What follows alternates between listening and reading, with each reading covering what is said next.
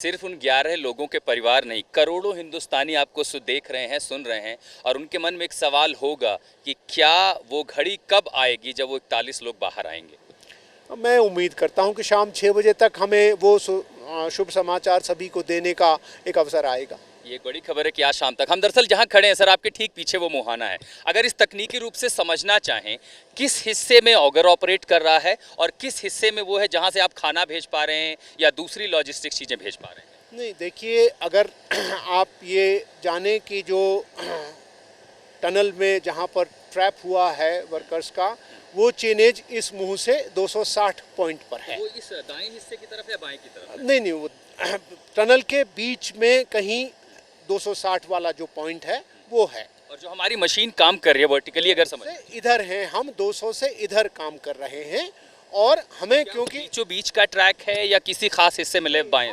बीच के ट्रैक में जाकर के ड्रिलिंग कर रहे हैं और वहाँ से हमें 60 मीटर आगे जाना है। तो हम 200 से 260 की जो यात्रा है, ऑगर पाइप के थ्रू उन पाइप को वहाँ पर धकेल करके एक ऐसा रास्ता बनाना चाहते हैं जो उनके वापसी के लिए सुगम हो। लेकिन हमने तस्वीर देखी, जो पाइप अंदर गई है, जो एस्केप टनल अगर हम उसे कह लें तो आई थिंक वो सेफ होगा कहना, उसमें बेंड दिखाई दे रहा है, वो मुड़ गया है बीच के हिस्से।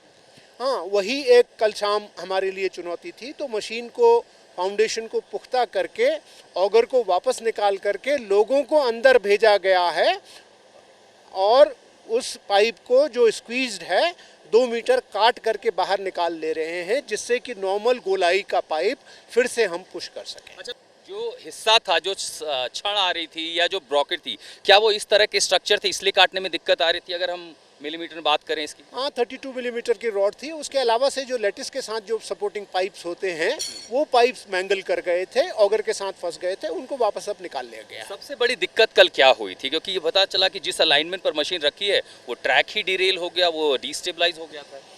नहीं, वो अपनी फाउंडेशन से हिल गया था। तो अब आप एक ये चीज़ देखिए कि मशीन से मैं इस तरफ से 170 टन का प्रेशर दे रहा हूँ, उस तरफ मेरे सामने टनल के मुंह पर कोई एक ऐसी चीज़ फंसी हुई है जो 170 टन से ज़्यादा का प्रेशर दे रही है। उन दोनों के प्रेशर की वजह से, क्योंकि मैं आगे नहीं बढ़ पाया हूँ, जो मशीन का फाउंडेशन है वो अपनी जगह से हिल गया है। उसे हमने वापस बैठा दिया है और कोशिश ये की है कि अब कोई भी प्रेशर आए वो अपनी जगह से ना हिले। और आप भी समझ सकते हैं कि 13 दिनों में उनकी शारीरिक स्थिति कैसी होगी। उनकी शारीरिक स्थिति बिल्कुल ठीक है। वो तो अगर हम कहें उनसे तो चल करके आने के लिए भी तैयार होंगे। आपने बता रहे थे वो कुछ बाप से बातचीत की है उन्होंने कि हम खुद खुदाई करेंगे। ऐसा कुछ नहीं है, लेकिन स्ट्रेचर में जब हम उनको हार्नेस करके लाएंगे, पूरा जो हमारा 60 मीटर का रास्ता होगा उसमें बिजली होगी, LED स्ट्रिप्स होंगी जिससे वो जला हुआ होगा। जो रेस्क्यू करके ला रहा होगा उसके पास माइनर लाइट होगी, तो वो लाइट दे रहा होगा और उनको ऑक्सीजन की व्यवस्था बाधित ना हो इसके लिए उनके पास ऑक्सीजन सिलेंडर होंगे। वो सब NDRF ड्रिल आराम से कर चुके हैं। बहुत बड़ी जानकारी आपने कि अंदर कम से कम बिजली की व्यवस्था होगी। दूसरी चीज़ बड़ी बात है, आपके मजदूरों से बात हो रही थी, वो कह रहे थे कि हम भी खुदाई करना चाहते हैं, क्या उनको भी ऑपरेशन में ले रहे हैं? नहीं, अभी तो देखिए ऐसी ज़रूरत महसूस नहीं होनी चाहिए। मैं आशा करता हूं कि हमारा काम ही हम कर पाएंगे, क्योंकि वो वहां पर 13 दिन से हैं। उनसे ये उम्मीद करना कि हम उनसे मदद लें, वो हमारा अगर ज़रूरत पड़ी तो लास्ट स्टेप होगा, बट मैं आशा करता हूं कि वैसे स्टेप की लेने की ज़रूरत पड़ेगी नहीं। बड़ी सारी अड़चनें आ सकती है, लेकिन अगर ना आए, और उम्मीद करते हैं कि अगले देर रात्रि तक या कल सवेरे सवेरे कुछ अच्छी खबर हम सबको मिले और हम सब जो हम अपनी मेहनत इतनी की है, सबने इतनी सब्र से इतने दिन अभी गुजारे काटे हैं, ये खुशी का मौका जल्द से जल्द देखने को मिले। देखिए, मुझे ऐसा लगता है कि भाई वेल्डिंग वुल्डिंग करने में, पाइप को पुश करने में, इसको गर्डर अपना स्टील को काटने में ज़्यादा से ज़्यादा मुझे लगता है कि सवेरे 8-1 बजे तक ये सारा ऑपरेशन कंप्लीट हो जाएगा। कल के बाद में 1.8 मीटर जो नया पाइप गया है वो एक बहुत पॉजिटिव साइन है, क्योंकि जो कल गर्डल की जिसकी वजह से अटक गया था वो, और गर्डल उसमें टूट भी गया था ओगर मशीन का, तो वो जो आप कहते हैं ना वो हर्डल, वो बाधा क्रॉस कर ली गई है। तो अगर वैसी बाधा और आएंगी, वैसी अगर हर्डल्स और आएंगी, मान लीजिए और भी मिलता है, तो अब हमारे को उसका रास्ता मिल गया है। जो कल हो सकता है हमारे को पूरी प्रोसेस करने में इतना 12-14 घंटे लगे हैं, अब वो चीज़ हम सेम इतना समय नहीं लगाएंगे, क्योंकि अब हमें पता चल गया कि उसको कैसे करना है। 48 के बाद, क्योंकि हम काट करके थोड़ा छोटा कर चुके हैं पाइप को, 46 पहले के ही अनुमान को अगर हम कायम रखें कि हमें 60 मीटर तक जाना है, तो अभी 14 जाना है।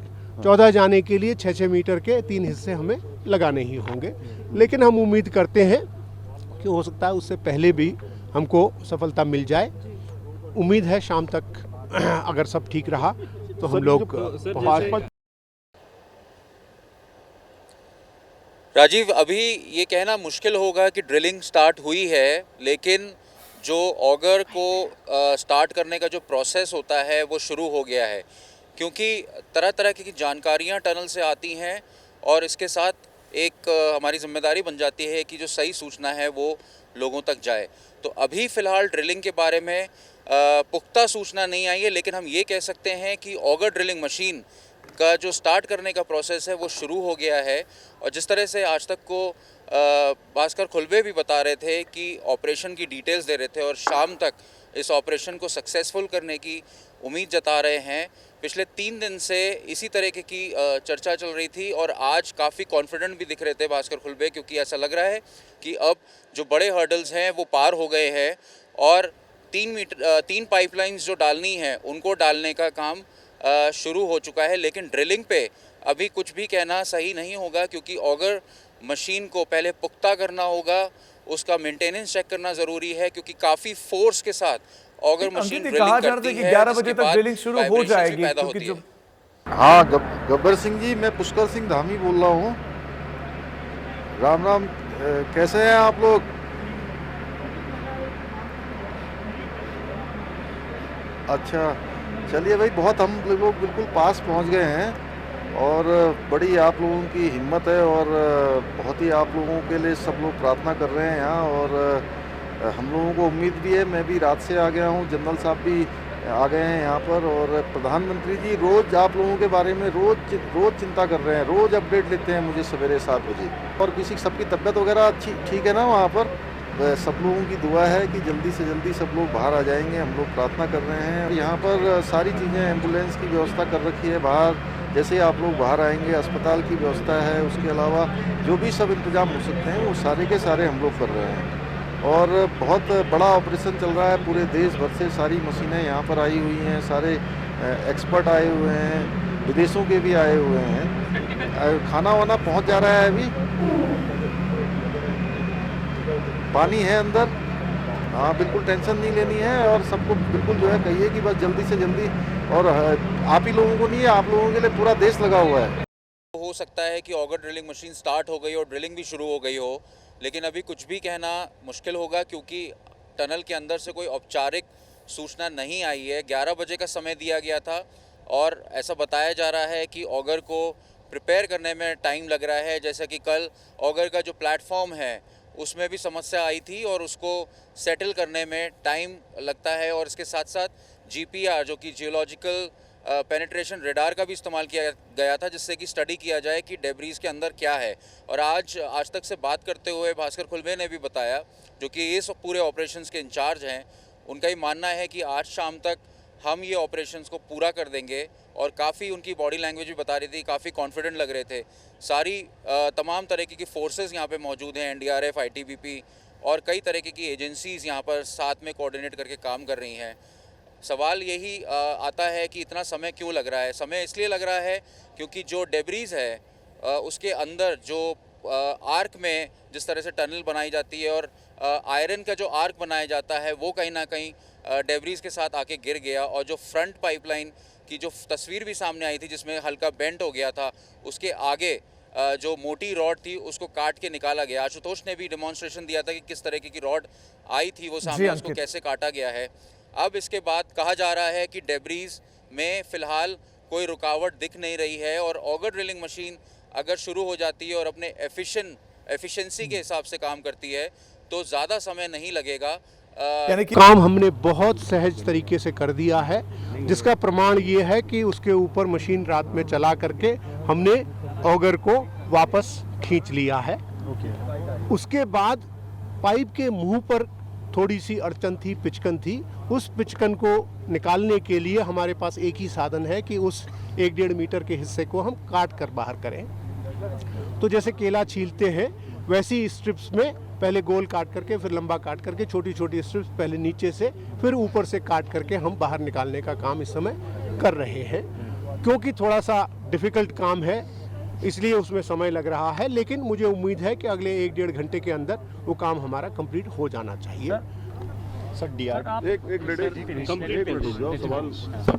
वो काम कंप्लीट होने के बाद फिर हम जो नॉर्मल हमारा ड्रिलिंग का काम है वो हम चालू करेंगे। कब तक सर शुरू कर सकते हैं, जैसे कितने घंटे? उम्मीद करता हूं कि 11 साढ़े 11 बजे तक हमारी ड्रिलिंग का नॉर्मल काम स्टार्ट हो जाएगा। अभी डीआरडीओ की तरफ से कितना रास्ता बचा होगा मैपिंग वाला बता दीजिए, जब ड्रिलिंग शुरू होगी उसके बाद कितना वक्त बचा होगा? नहीं, मैंने कहा कि डीआरडीओ ने नहीं, पार्सन्स करके एक कंपनी है, उन्होंने अपनी जीपीआर ग्राउंड पेनिट्रेशन रडार जिस स्टडी को कहते हैं उससे स्टडी करके हमें जो रिजल्ट दिए हैं उससे हमें ये एक एश्योरेंस मिली है कि अगले 5 मीटर तक कोई भी मेटेलिक ऑब्स्ट्रक्शन हमारे रास्ते में नहीं है। सर यानी कि सर उसका बिल्कुल उम्मीद है। डिस्टेंस और कवर करना है सर, 5 डिस्टेंस तो देखिए अब 45 से थोड़ा सा आगे कल हम पहुंच चुके थे, 48 तक पहुंच चुके थे।